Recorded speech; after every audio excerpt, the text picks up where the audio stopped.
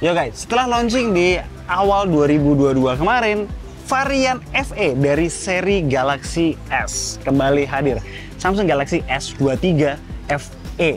FE, Fan Edition atau versi ekonomis. Beberapa hal bagus dihadirkan, beberapa hal yang so-so juga ada, yang kurang bagus juga pastinya ada. Like always, K2G akan membeberkan semuanya untuk kalian. Alright, yuk kita lihat dalam video quick review yang satu ini. Let's go!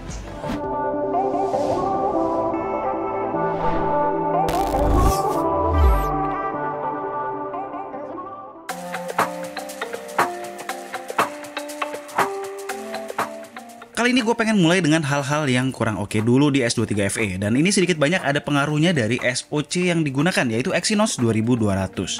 First, suhu smartphone-nya. Suhu di S23 FE ini cepat naiknya ketika digunakan untuk hal-hal yang simpel sekalipun, terutama kalau digunakan di kondisi suhu sekitar yang panas kayak di Jabodetabek sekarang-sekarang ini. Sosmedan dan browsing di indoor non-AC siang-siang pakai mobile data, dalam waktu 12 menit temperatur bisa naik ke 40 derajat dari 30 sampai 31 derajat. Sementara melakukan hal yang sama di outdoor siang-siang, 41 derajat itu bisa tembus dalam waktu 8 menit. Good newsnya kalau kita di tempat ber-AC, suhu relatif stabil di 35 sampai 37 derajat. Kedua, battery life. Dengan pengetesan ala K2G sesuai dengan parameter yang tertera di samping ini, gue cuma bisa dapat 5 jam SOT lebih dikit dengan baterai 4500 mAh-nya. The worst yang pernah gue dapat adalah ketika gue foto hunting keliling Hong Kong kemarin, dimana banyak digunakan di outdoor dengan layar full brightness, dan mayoritas kegunaan adalah jepret foto dan record video. 3,5 jam tuh malahan. Ngecasnya pun sekedar oke doang ya, dengan charger 25 watt yang tidak di-include dari dalam box pembelian. Sekitar 1,5 jam isinya dari kosong sampai full. Kalau kedua hal itu bisa kalian tolerir, banyak hal dari Samsung Galaxy S23 FE yang sebetulnya menarik. Kalau Exynos 2200 berpengaruh terhadap dua hal tadi, secara prinsip sebenarnya SoC ini datang dari kasta SoC flagship Samsung tahun lalu. Exynos 2200 adalah SoC yang digunakan di Samsung Galaxy S22 series yang di-launch di Eropa sana. Jadi selain dua karakter yang kurang tadi, dia juga tetap punya karakter khas SoC flagship juga, termasuk maximum performance yang kenceng serta image signal processor kasta flagship. Ngedit dan ekspor video misalnya kenceng di sini. Namun sama seperti flagship Samsung di awal 2022, secara sustain performance masih kurang oke di game super berat. Main Genshin Impact rata kanan 12 menit kita bisa lihat FPS yang turun lumayan cepat. Main game yang lebih normal, LOL Wild Rift sebetulnya bagus ya, di game pertama bisa bertahan hampir rata mentok di 120 FPS. Cuma kalau udah mulai kelamaan main, setelah 40 menit udah mulai drop. Jadi kalau mau performa maksimal yang bertahan lama, harus masih bergantung pada external fan. Nah, dari sisi ISP, dengan menggunakan SoC buatan sendiri membuat hasil kamera S23 FE sangat reliable di hampir semua kondisi, termasuk video. Yuk kita lihat bareng-bareng, mulai dari speknya dulu. Main kameranya 50 megapiksel dengan OIS. Sensornya adalah salah satu sensor flagshipnya Samsung, yaitu ISOCELL GN3 yang kita tahu udah reliable banget. Terakhir dipakai di Fold 5 nih. Lalu ada Tele 3X Optical Zoom yang secara resolusi hanya 8 megapiksel dan ultra wide 12 megapiksel. Untuk selfie kameranya 10 megapiksel. Nah, kita lihat hasilnya gimana. Gue happy to report bahwa versatility kamera video ala flagship Samsung ada di S23 FE. Semua kamera, including kamera selfie, bisa 4K 30 fps. Dan kita juga bisa switching antar lensa, including selfie ketika sambil merekam di resolusi ini. Kualitasnya juga bagus ya, dengan overall image quality yang bagus, stabil, dynamic range yang top, serta bitrate yang nggak naik turun sehingga FPS pun termasuk stabil. Nah, buat kalian yang hobi merekam di 4K 60 fps, hanya bisa digunakan di main camera dan kamera selfie. Tetap bisa switching kok antar kedua lensa ini di 4K 60 fps. Tapi emang ya kalau udah ngomongin video, dari dulu smartphone Samsung mau itu dari mid-range kayak A54 atau flagshipnya memang punya satu keunggulan di video dibandingin mungkin smartphone lain yang terutama dari China. Nah ini kalau gue lagi tes 4K 30-nya stabil, sebenarnya Reno juga stabil ya, cuman kita masih lihat pergerakan-pergerakan yang rada ngejut dari OIS-nya. Terus juga S23 FE tuh bisa switching lensa tuh ketika recording antara ultra wide, main camera kamera dan tele. Sementara kalau di Reno ya nggak bisa. Dia kalau misalnya kita switch ke tele, dia cuman croppingan dari main camera. Jadi nggak actually langsung switch ke lensa telenya. Dan ya nggak bagus hasilnya. Nggak sampai di situ aja, main kameranya juga bisa merekam video up to 8K 24 fps.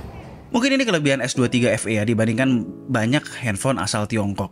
Video yang lebih stabil bukan hanya secara stabilization, namun bitrate, live exposure metering, dan overall lebih cocok dibuat konten video.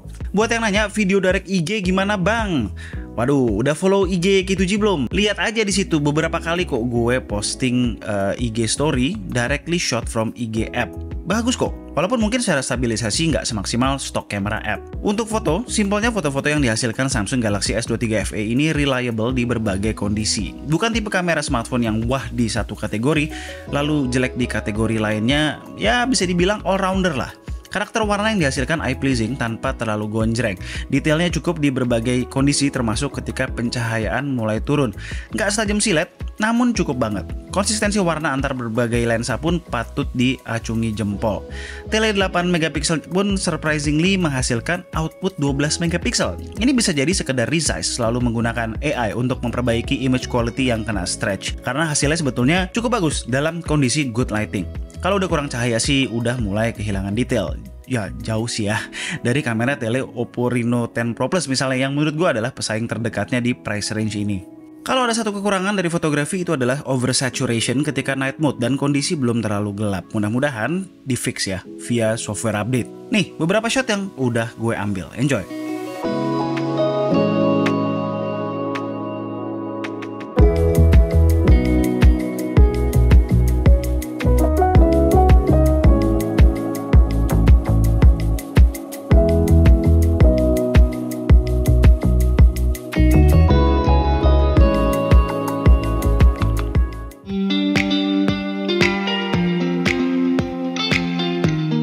Ketika S23 FE pertama kali muncul ke publik, banyak yang langsung bilang secara fisik mirip banget sama Galaxy A54. Well, ya itu benar ya, memang ada kemiripan dengan premium mid-range dari Samsung itu. Dari desain belakang, bezel sekitar layar yang masih termasuk lebar, setup lensa, dan lain-lain. Tapi ada satu yang nggak A54 banget, itu adalah soliditas perpaduan metal frame dan Gorilla Glass 5 di layar dan backdoor berasa S-series banget.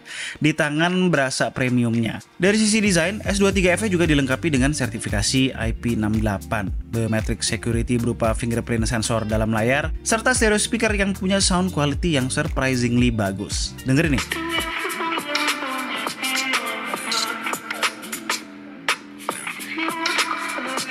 Haptics-nya juga flagship grade, cukup empuk.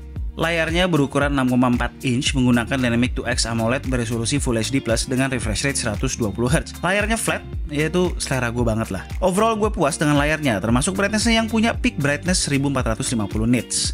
Touch-nya pun sat-sat ketika dipakai selancar di UI maupun bermain game. Secara display quality pun on par ya dengan flagship Samsung. Soal software, walaupun dirilis berbarengan dengan timeline Google merilis Android 14, S23 FE masih menggunakan Android 13 dengan One UI 5.1 di atasnya. Yang perlu di-note, seperti S-series lainnya, S23 FE udah support wireless maupun wired DeX. Lalu, komitmen update-nya 4 kali major Android update, which berarti sampai Android 17. Kan mulainya di Android 13, ya kan? Ditambah, security update sampai 5 tahun.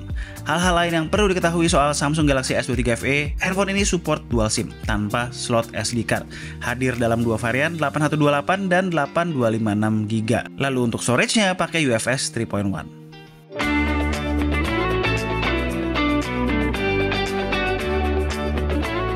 Samsung Galaxy S23 FE. Secara pricing dan positioning, ini tuh berada di antara premium mid-range Samsung, yaitu Samsung Galaxy A54 dan flagshipnya Samsung Galaxy S23 biasa. Coba sejujurnya gue lebih condong kedua smartphone itu ya. Sekalian ambil yang affordable sekalian atau yang premium sekalian. Cuma gue mengerti Samsung mau mengambil kue atau porsi user yang berada di antara kedua smartphone tersebut. Yang nggak mau beli A54 karena berasa kurang premium, nyari SoC yang lebih ngebut atau butuh lensa tele atau video yang lebih versatile ala flagship, atau nggak mau ke S23 biasa karena butuh layar yang lebih gede. atau sebenarnya mau ke S23 Plus, tapi harganya nggak masuk budget. Kalau ada satu niche user yang bisa gue rekomendasikan S23 FE ini adalah para konten kreator berbasis video, di mana S23 FE shines. Mau itu ngerekam pakai stock camera, mau itu ngerekam pakai third party apps kayak Instagram, semua hasilnya bisa diandelin banget. Dari tadi kan udah gue jabarin ya, plus minus dari smartphone yang satu ini. Tinggal sesuaikan aja pada preferensi masing-masing, apakah kelebihan-kelebihannya tadi dibutuhkan atau justru malah kekurangannya bisa jadi deal breaker buat kamu. Alright, sekian aja video dari gue kali ini. Gue Alessa, this is K2G, tunggu racun-racun kami berikutnya. Ciao.